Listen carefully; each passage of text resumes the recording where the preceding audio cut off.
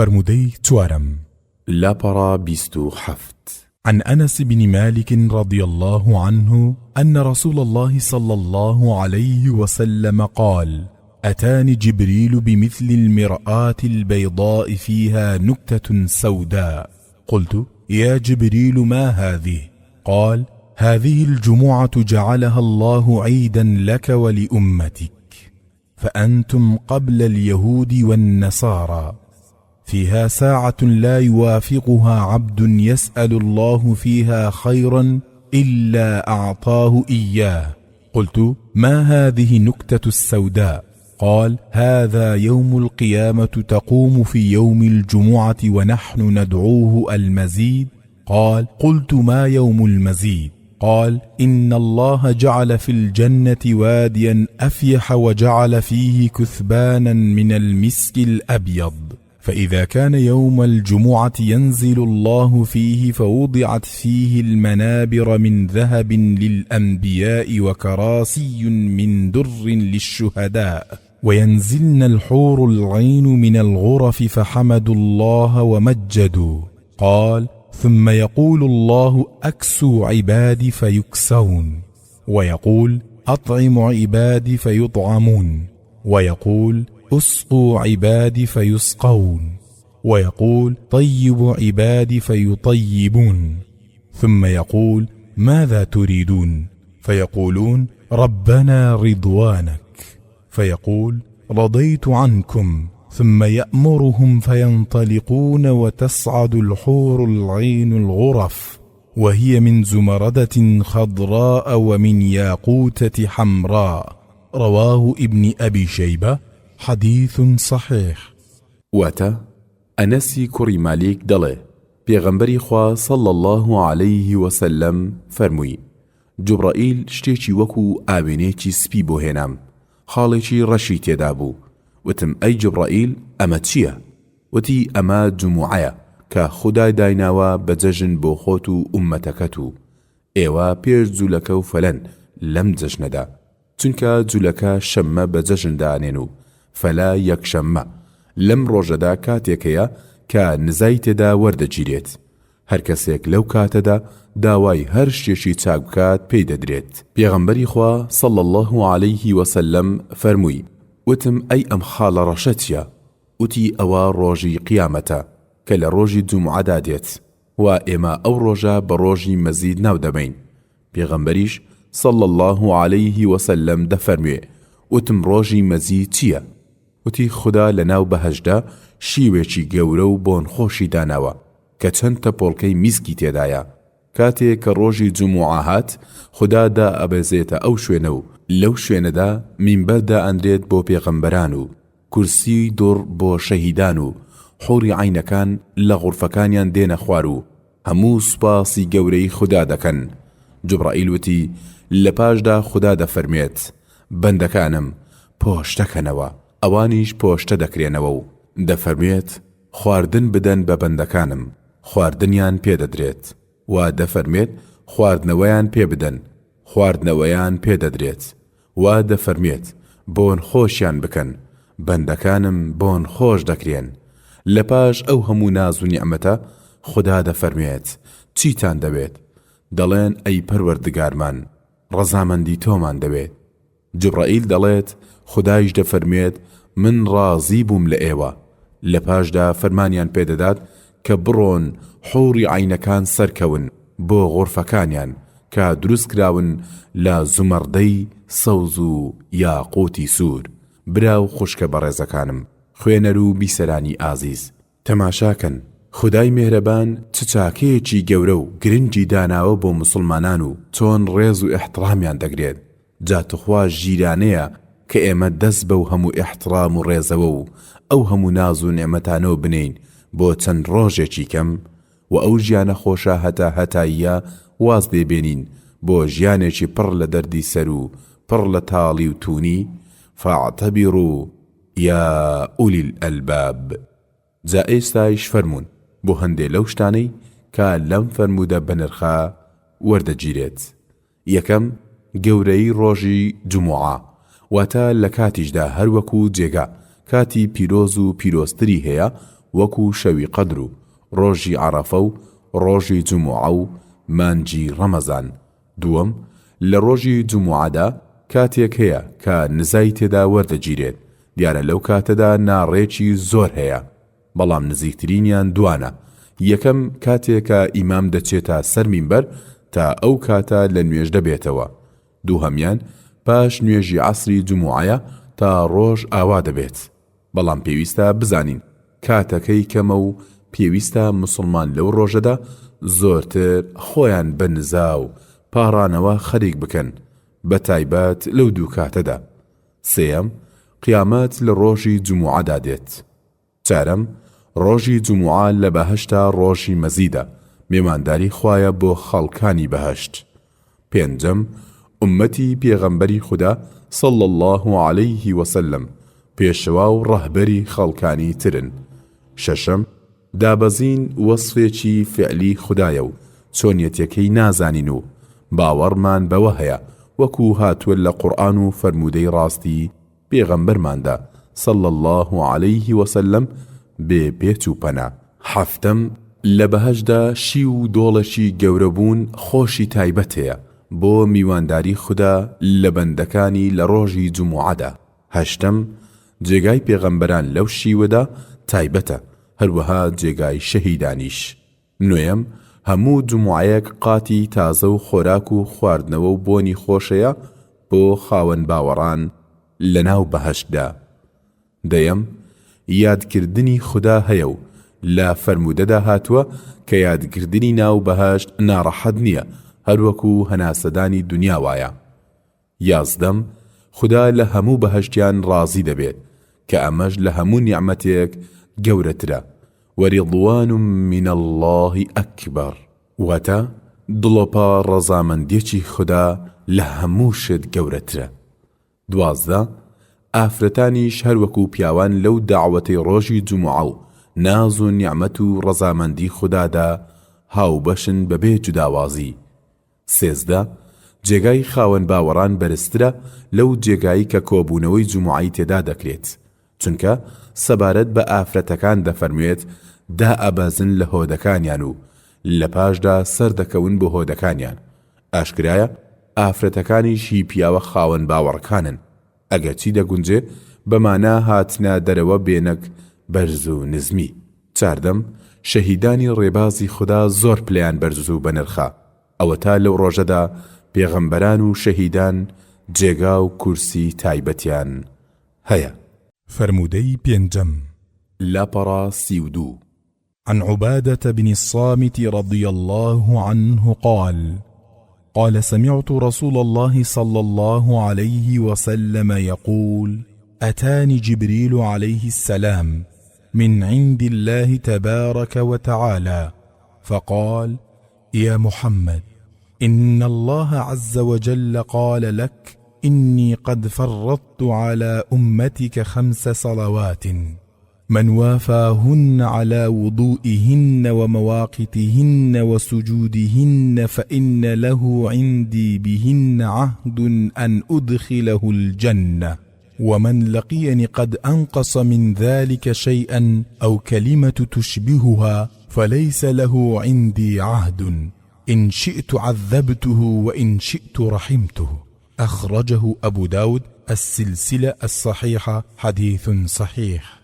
واتە عوبادەی کوڕی سامێت دەڵێ بیستم کە پێغەمبەری خوددا صلی الله عليه وسلم دەیفەرموو جوبرائیل لەلایەن خودداوە هاتە لام و وتی: ئەی محەممەد صلی الله عليه وسلم، چاک بزانە کە خودای خاوەنشکۆ فەرموویەتی بە تۆ کە بەڕاستی من 5 نوێژم فەرز کردووە لەسەر ئومەتەکەت.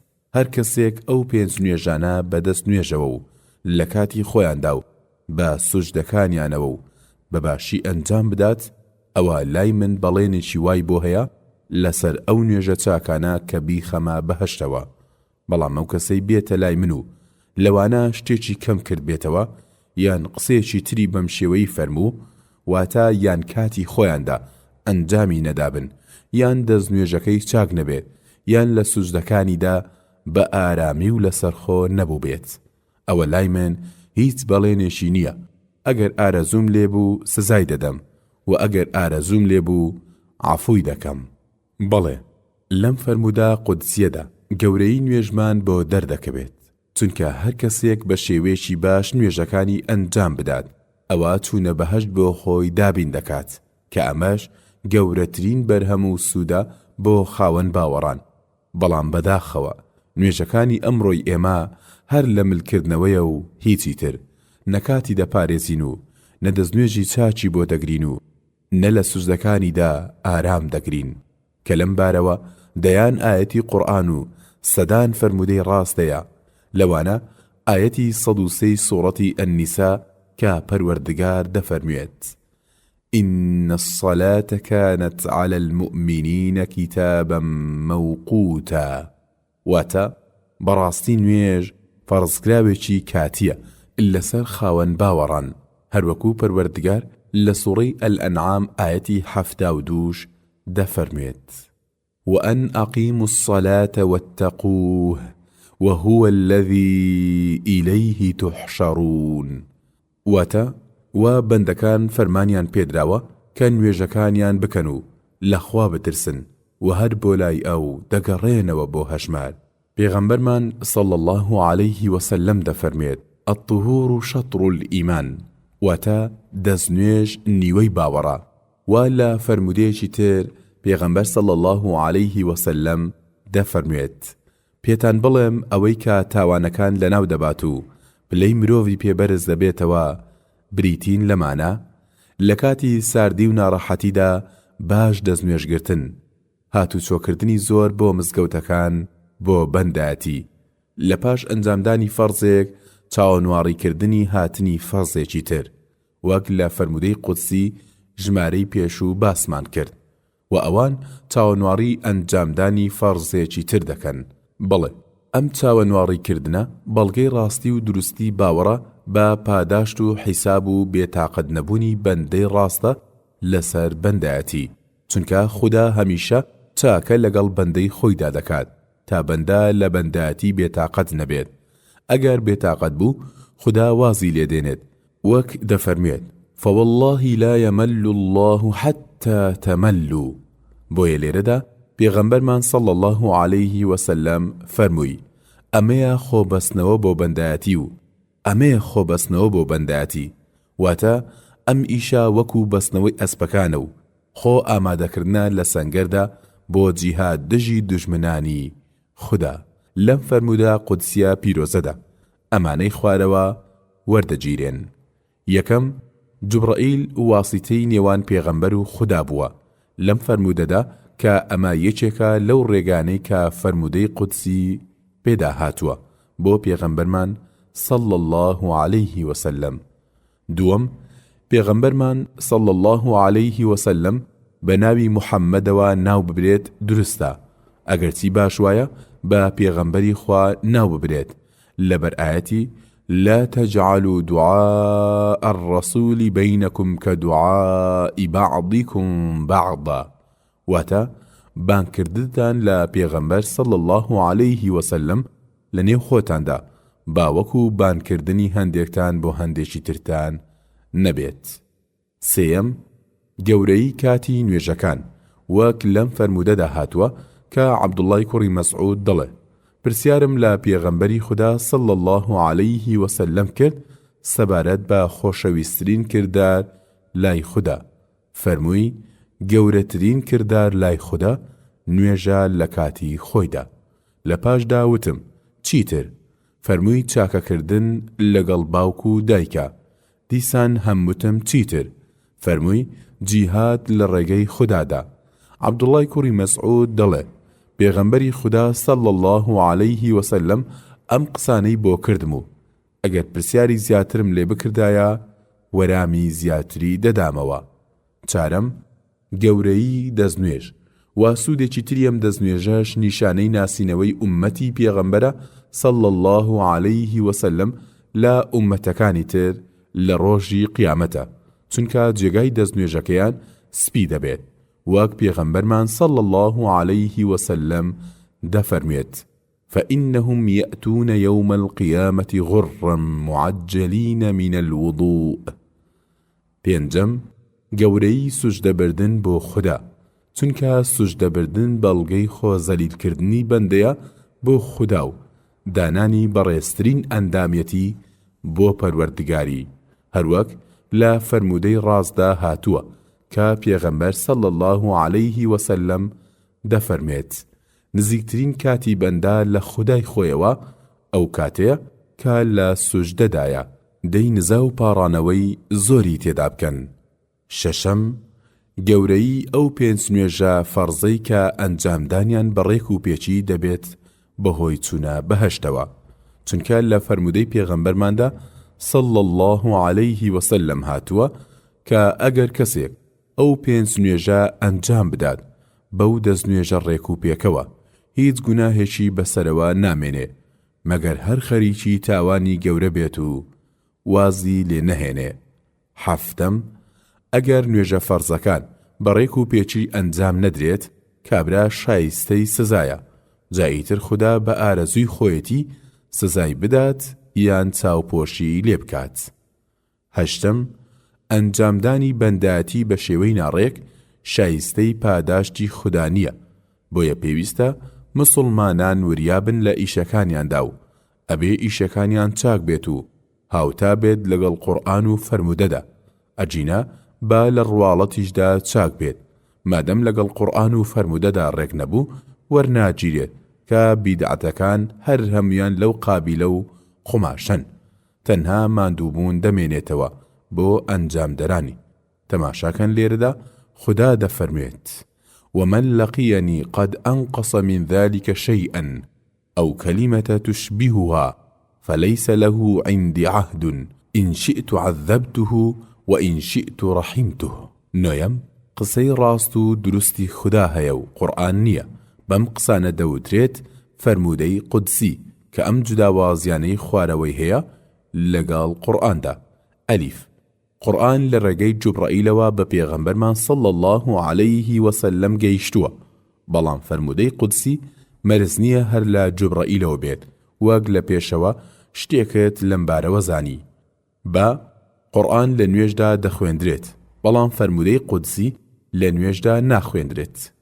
جیم قورئان گەیشتنی بە خەڵک لە ڕێگایەکی 100% دڵنیاکەرەوە هاتووە و هیچ گومانێک لە ڕاستی و دروستی قورئاندا نییە، واتە منقول نەقەلە متەواتیرە، بەڵام فەرموودەی قودسی لە ڕێگای تاکە نەفەریشەوە هاتووە، خەبەر الئاحاد. دال حرام نییە خوێندنەوەی فەرموودەی قودسی بۆ لەشپیس و ئافرەتی معزوور. ها قورئان دەستە پاچەکەرە لە هێنانی بچووکترین سوورەتیدا المعجز، بەڵام فەرموودەی قودسی وانییە. واو قورئان لەفظەکانیشی هی خوددایە، بەڵام فەرموودەی قودسی ئەگونجێ لەفظی هی پێغەمبەر صلی الله عەلەیه وسەلەم بێت. زا قورئان پارێزراوە لە هەموو گۆڕانکاریەک هەتا قیامەت، بەڵام فەرموودەی قودسی وانییە. ئەوە دەبینین لە ناو فەرموودە قودسیەکاندا لاواز و دەست هەڵبەستی شەیە، الضعیف والمەوضوع. خوددا پاداشتی زانا گەورەکانی پێشومان بداتەوە پێیان ناساندوین. حا بۆ خوێندنی هەر پیتێکی قورئان دەچاکە دەنووسرێت، بەڵام ئەوە بۆ فەرموودەی قودسی نییە، هەرچەند مرۆڤ لە خوێندنەوەیدا بێ پاداشت نابێت. فەرموودەی شەشەم لاپەڕە 38 عن ابن عباس رضي الله عنهما عن النبي صلى الله عليه وسلم قال أتاني ربي في أحسن سورة فقال يا محمد، قلت لبيك ربي وسعديك، قال فيما يختصم الملأ الأعلى، قلت ربي لا أدري، فوضع يده بين كتفي فوجدت بردها بين ثديي فعلمت ما بين المشرق والمغرب، قال يا محمد، فقلت لبيك ربي وسعديك، قال فيما يختصم الملأ الأعلى، قلت في الدرجات والكفارات وفي نقل الأقدام إلى الجماعات وإسباغ الوضوء في المكروهات وانتظار الصلاة بعد الصلاة ومن يحافظ عليهن عاش بخير ومات بخير، وكان من ذنوبه كيوم ولدته أمه. حديث صحيح أخرجه الترمذي. واتە عەبدوڵای کوڕی عەباسی مامی پێغەمبەر صلى الله عليه وسلم دەڵێ پێغەمبەری خوددا صلى الله عليه وسلم فەرمووی پەروەردگارم هاتەلام لە جوانترین وێنەدا و فەرمووی ئەی محەممەد، وتم بەڵێ ئەی پەروەردگارم، وا وەرامم دایتەوە. فەرمووی چییە ئەو کێشەی سەری سەرەوە؟ وتم ئەی پەروەردگارم نازانم.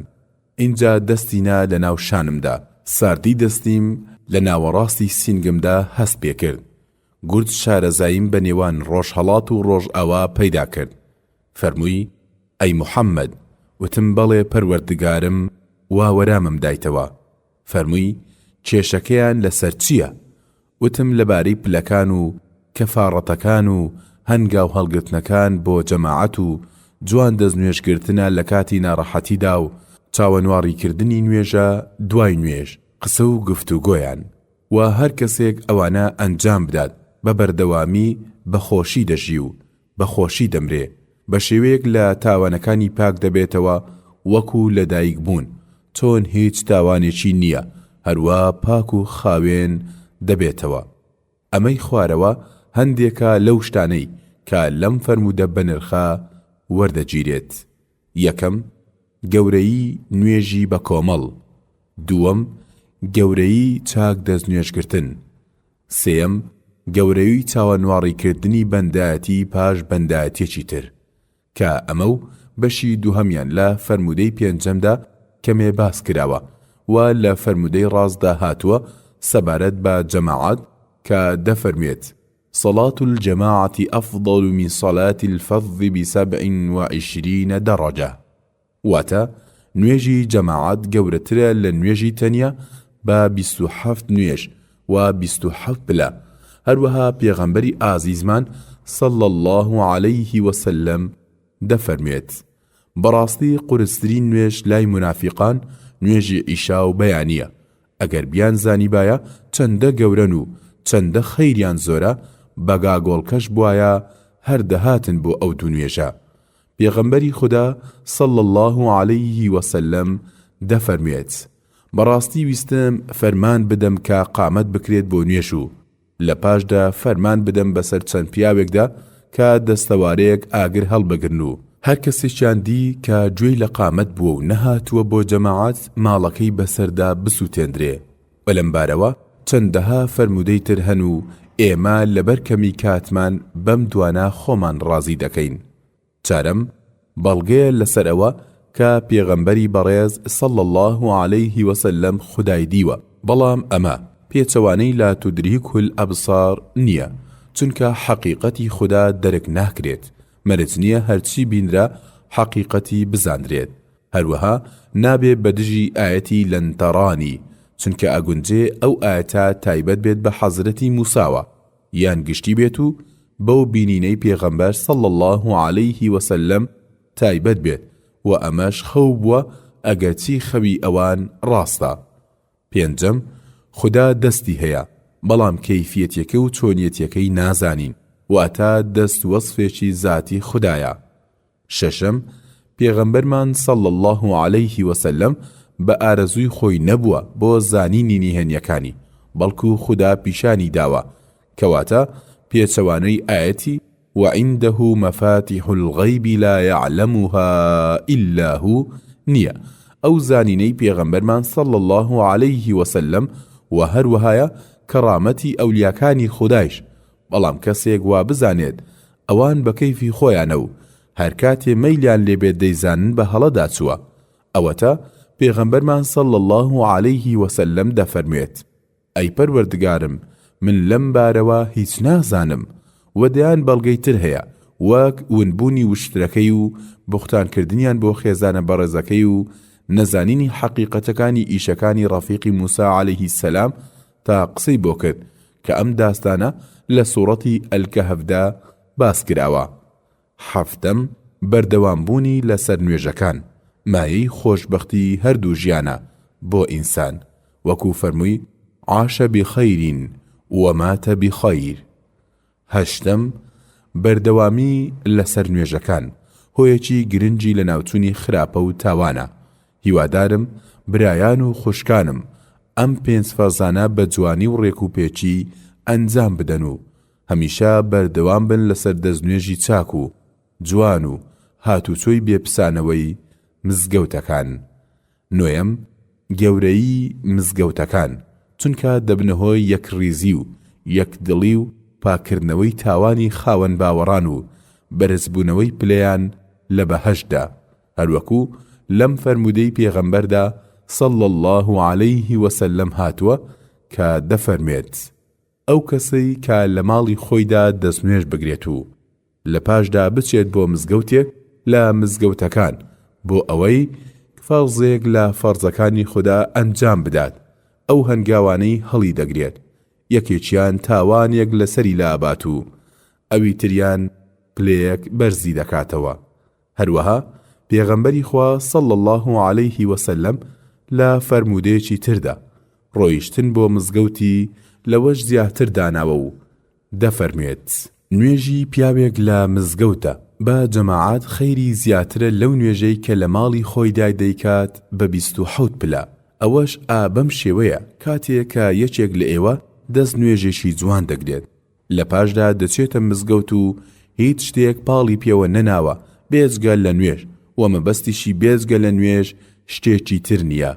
ئەوە هیچ هەنگاوێک نانێت مەگەر پلێک بەو هەنگاوە بەرز ببێتەوە و تاوانێکی لەسەر لا ببرێت هەتا دەگاتە مزگەوت، و هەرگەیشتە مزگەوت خەیری نوێژی بۆ دەنووسرێت هەتا نوێژەکەی دەکات و فریشتەکان لەسەر ئەو کابرایە سڵاوات دەدەن هەتا لەو جێگەدا هەیە کە نوێژی تێدا کردووە و دەڵێن ئەی خودایە ڕەحمی پێ بکە، ئەی خودایە لێی خۆش بە، ئەی خودایە تەوبەی لێوەرگرە، مادەم لەو شوێنەدا ئازار نەدات و بێدەستنوێژ نەبێت. دەیەم، لەباتی بەڵێ نەعەمدا وشەی لەبەیکەوە سەعدەیک بۆ ڕێزی زیاتر بەکارهێنانی چاکە. فرمودەی حەوتەم لاپەڕە 43 عن عمران بن حسين رضي الله عنه أن النبي صلى الله عليه وسلم لما نزلت يا أيها الناس اتقوا ربكم إن زلزلة الساعة شيء عظيم إلى قوله ولكن عذاب الله شديد، قال أنزلت عليه هذه الآية وهو في سفر، فقال أتدرون أي يوم ذلك؟ فقالوا الله ورسوله أعلم. قال ذلك يوم يقول الله لآدم أبعث بعث النار، فقال يا ربي وما بعث النار؟ قال 999 إلى النار و1 إلى الجنة.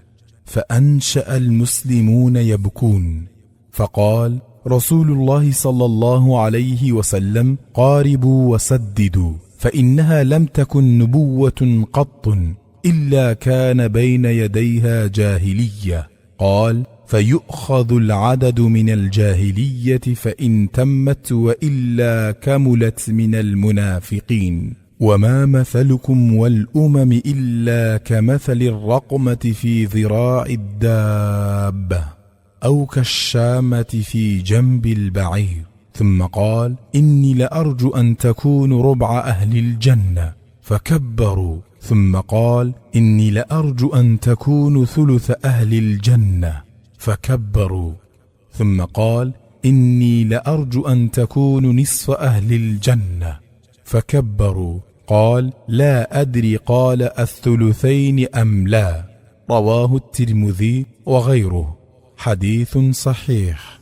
واتا لا عمرانی کوڕی حوسەینەوە دەجێڕنەوە دەڵێ کاتێک کە ئەو دوو ئاەتەی ئەوەڵی سوڕەتی حەج دابەزی کە دەفەرمێ ئەی خەڵچینە بترسن لە تۆڵە و سزای پەروەردگارتان، بەڕاستی تێکەولێکە و ناڕەحەتی قیامەت شتێکی زۆر گەورەیە و ئەو ڕووداوە لە ڕۆژێکدایە کە ئێوە دەیبینن هەموو ئافرەتەشی دەرەکان بێ ئاگا دەبن لە مناڵەکانیان و ئافرەتە دووجانەکان لە ترسا سکەکانیان لەبار دەچێت و تۆ خەڵکی دەبینین کە بێهۆش و بێ ئاگان ئەوانە ئەوە نەبێ بە بۆنەی شەڕا بۆ مەزبوو بن، بەڵکو بۆیەوە بێ ئاگا و بێهۆشن، چونکە سزاکەی خوددا لەو ڕۆژەدا زۆر سەختە.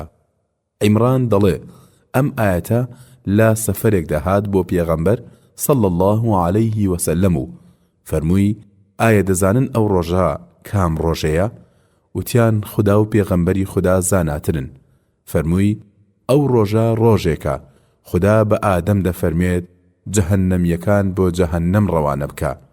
ئادەمیش دەفەرمێت ئەی پەروەردگارم کامێ بەشی جەهەنەم؟ خوددایش دەفەرمێت لە 1000 نەفەر 999 نەفەرە. ئیتر مسلمانان کە ئەوەیان بیست دەستیان کرد بە گریان. اینجا پێغەمبەر صلى الله عليه وسلم فەرمووی خۆتان نزیک بکەنەوە بە بەندایەتیکردن و ڕێگای ڕاست هەڵبژێرن و وتار و کرداتان بە گوێرەی شەریعەت بێت. بەڕاستی هیچ دەورەی پێغەمبەرێک نەبووە مەگەر پاش ئەو نەفامی هات بێ. و فەرمووی ئەو ژمارە لە نەفامەکان دەبن، جا ئەگەر تەواو بوو ئەوە باشە، بەڵام ئەگەر تەواو نەبوو بە دووڕووەکان ئەلمونافقین تەواو دەکرێت. و ئێوە لە چاوی ئومەتانی تردا وەکو خاڵێک وان لە دەستی حەیوانێکدا، یان وەکو خاڵێک لە تەنیشتی وشترێکدا، ئەوەندە کە من لە چاوی خەڵکانی تردا. لە پاشدا فەرمووی من ئومێدم هەیە کە ئێوە بەشێک بن لە 4 بەشی بەهەشت. یارەکانی پێغەمبەر صلى الله عليه وسلم لە خۆشیان هەمیان وتیان الله ئەکبەر. و دیسان لە پاش ئەوە فەرمووی من ئومێد دەکەم ئێوە بەشێک بن لە 3 بەشی بەهەشتدا. یارەکانی پێغەمبەر صلى الله عليه وسلم لە خۆشیان دیسان الله ئەکبەر و تەکبیریان لێدا. دیسان لە پاش ئەو الله ئەکبەڕەی ئەوان فەرمووی من هیوادارم کە ئێوە نیوەی ئەهلی بەهەشت بن. وتیان الله ئەکبەر. یەکێک لە ڕاویەکانی ئەم فەرموودا دەڵێ نازانم فەرمووی ئێوە 2 بەش لە 3 بەشی بەهەشتن یا نەیفەرموو. لە ڕیوایەتێکی تردا کە ئەنەس باسی دەکات و دەڵێ بەڕاستی لەگەڵ ئێوەدا 2 مەخلوقی خوددا هەیە، لەگەڵ هیچ شتێکدا نابن مەگەر ئەو شتە لە هەموو شت زۆرترن.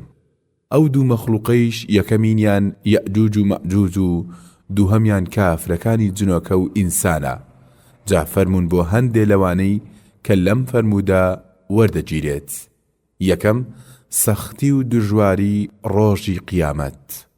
دووەم لە قیامەتدا شیردان هەیە و ئافرەتی حامیلە هەیە. لە فەرموودەدا هاتووە کە پێغەمبەری ئازیزمان صلى الله عليه وسلم کاتێک کە ئیبراهیمی کوڕی وەفاتی کرد فەرمووی ئیبراهیمی کوڕم هێشتا چەند مانجێک شیر خواردنی مابوو وەفاتی کرد و لە بەهاشت شیرە دەرهەیە شیر خواردنەکەی تەواو دەکات. جا ئافرەتە حامیلەکان دەگونجێ ئەو ئافرەتانە بن کە لە دنیادا بە حامیلەیی مردون و خدا هەر بەو شێوەیە زیندویان دەکاتەوە. وما ذلك على الله بعزيز. شیرخۆر و شیردەرەکانیش هەر بەم شێوەیەیە. سێم ئینسان بە سزای سەختیش لە هۆش دەچێت و ئاگای لە خۆی نامێنێ. ئەوەتە لە دنیادا هەندێک کەس هەن کە زۆر نەخۆش بن دەست با و ڕێ نەدەکەن. چارەم پێویستە قسەکەر بۆ خەڵک دەنجی بەرز بکاتەوە تا لێی حاڵی ببن. پێغەمبەرمان صلى الله عليه وسلم جاری وا بووە و وشێشی 3000 ئەوتەوە تا خەڵک باش لی تێبگەن. پێنجەم باش وایە بۆ مەبەستی گرنگی پێشەچی پرسیار بکرێت و خەڵکی بۆ ئامادە بکرێت.